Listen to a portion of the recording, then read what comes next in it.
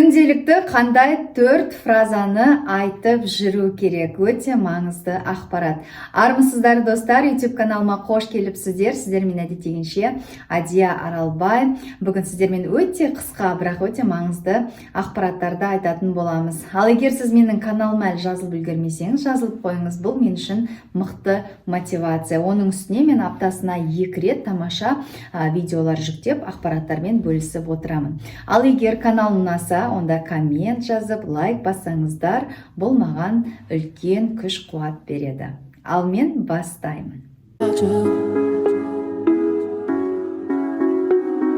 Сонымен бірінші фраза.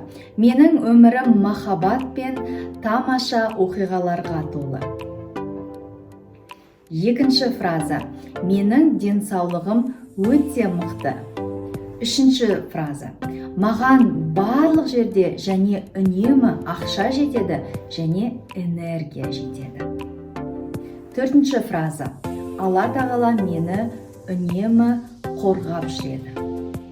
Мінеки осы 4 фразаны біз күнделікті қолданып айтатын болсақ, онда міндетті түрде түрлі тамаша жағдайлар болатынына мен сенемін. Ал мен сіздермен қоштаспаймын, тек келесі көріскенше күн жақсы деймін.